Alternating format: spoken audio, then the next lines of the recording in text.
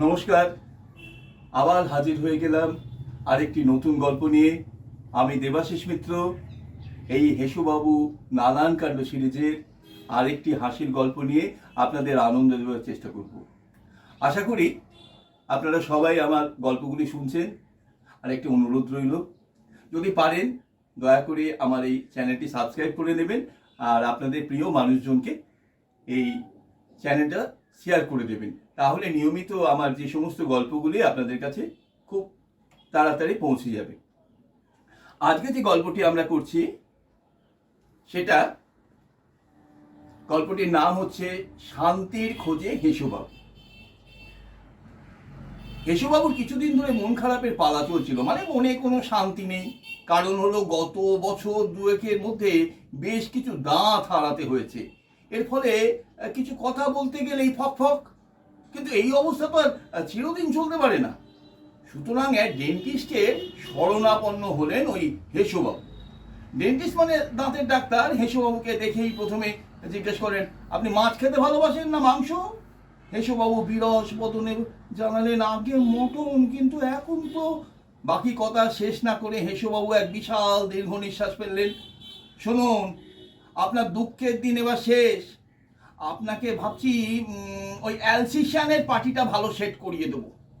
মানে মানে আর কিছু নয়, অ্যালসিশিয়ান ডগ দেখেননি কেমন কড়মড় কড়মড় করে শক্ত হাড় ছাতু করে দেয়? মাছ খেতে চাইলে আমেরিকান ববটেল বিড়ালের পার্টি সেট করে দিতাম, চমৎকার হতো। যত ধরনের কাঁটা মাছ আছে সব কাঁটা শুদ্ধ চিবিয়ে চিবিয়ে খেতেন। কিন্তু আরে বাবা, কোনো কিন্তু নয়, এই পার্টিগুলো সব ইম্পোর্টেড। আপনাকে দিয়ে শুরু করছি মশাই। ওসব ওই কিন্তু কিন্তু বঙ্গোপসাগরে ছুঁড়ে ফেলে দিয়ে আসুন তো। এই দাঁত লাগিয়ে আপনি হাসবেন, রাগ করবেন, মানে যেটাই করুন না কেন সব আলাদা আলাদা মাত্রা যোগ করবে আপনার ব্যক্তিত্বে। যাই হোক, হেসুবাবু ডাক্তারের কথায় বিশেষভাবে অনুপ্রাণিত হয়ে ওপর নিচে দুপাটি নিজের চোয়ালে ভালো করে ফিট করে নিলেন। কিন্তু সমস্যা হলো এরপর। হেসুবাবুর স্ত্রী মানে ধীনাকনাথিন দেবী হেসুবাবুর এই ব্যাপারটা মানে অ্যালসিশিয়ানের দাঁতের পাটি বসানোর ব্যাপারটা ঠিক হজম করে উঠতে পারেননি। কয়েকদিন আগে ধীনাকনাথিন দেবীর বোন মানে হেসুবাবুর দুঃসম্পর্কের আদরের শালিকা মিলি দিদির কানে বীজ ঢেলেছে। জানিস, ওই জামাইবাবুর মধ্যে কেমন যেন একটা কুত্তা কুত্তা ভাব এসেছে। হঠাৎ এমন কি হলো রে? ধীনাকনাথিন দেবী আর কি করেন, মিলিকে মৃদু বকুনি দেন যে বড়দের সম্পর্কে অমন করে বলতে নেই। কিন্তু মিলিকে বকুনি দিলে কি হবে? মিলি তো আর ভুল কিছু বলেনি। যাই হোক, একসময় ধীনাকনাথিন দেবী হেসুবাবুকে পাগড়াও করে বলেই ফেললেন, কি এক দাঁতের পাটি পড়েছো বলো তো? মান সম্মান আর কিছু রাখলে না দেখছি। কেন অমন কথা বলছো কেন? হেসুবাবুর কণ্ঠে যেন মৃদু প্রতিবাদের সুর। কেন বলছি, এই বোধ যদি থাকতো তাহলে অমন এক অ্যালসিশিয়ানের দাঁতের পাটি পরে ঘুরে বেড়াতে না। আচ্ছা, তুমি হাসলি না, আমার বুকের ভেতরটা কেমন ধড়াস ধড়াস ধড়াস ধড়াস করে ওঠে। কিন্তু এই পার্টি দিয়ে বিয়ে বাড়িতে মটন ছাতি করে দিচ্ছি, আর মনের মাঝেও এক অদ্ভুত শান্তি এসেছে।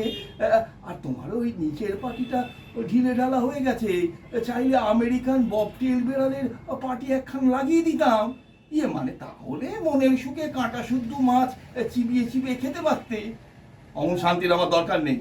আমার ওই ফক ফক তুমিটাই চাই। না, তা কি করে হবে? এখন পরিবর্তনের যুগ।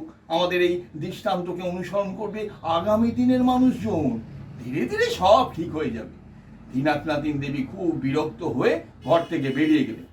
না না, শান্তিকে ধরে রাখতেই হবে। বউ গেলে বউ যেমন পাওয়া যায়, আজকালকার দিনে দাঁত গেলেও তো দাঁত পাওয়া যায়। দাঁতের জন্য জীবনের বাকি দিনগুলি প্রয়োজনে যদি অ্যালসিশিয়ান হয়ে বাঁচতে হয় তাই হবে।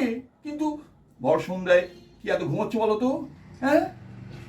ধীনাকনাথিন দেবীর কণ্ঠস্বরে হেসুবাবু ধর্মর করে উঠে বসলেন। তারপর বলতে শুরু, তাহলে অ্যালসিশিয়ানের দাঁতের পাটি, তোমার জন্য আমেরিকান ববটেল বেড়ালের পাটি, আর ওই শান্তি। কি উল্টো পাল্টা আবল তাবল বকছো বলো তো? বুঝেছি, ওই অসময় ঘুমিয়ে রাজ্যের বাজে স্বপ্ন দেখছিলে। যাও গিয়ে চোখ মুখে জল দিয়ে এসো। আর পারি না বাবু। দুঃখী দুঃখী মুখে হেসুবাবু এবার বেসিনের দিকে এগোলেন। আহা, শান্তি যে আঙুলের ফাঁক দিয়ে বেরিয়ে গেল। আজকের গল্পটি আমার এখানেই শেষ হলো।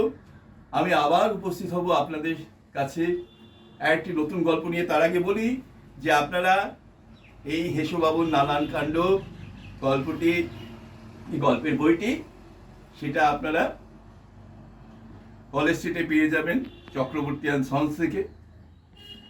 আপনারা এই গল্পের বইটি নিয়ে পড়তেও পারেন, আর তা যদি না পারেন তাহলে নিয়মিত আমার চ্যানেলের সঙ্গে থাকুন। নতুন নতুন গল্প আপনাদের কাছে আমি নিয়ে আসবো। আজকের মতো বিদায় নিচ্ছি। সবাই ভালো থাকবেন। নমস্কার।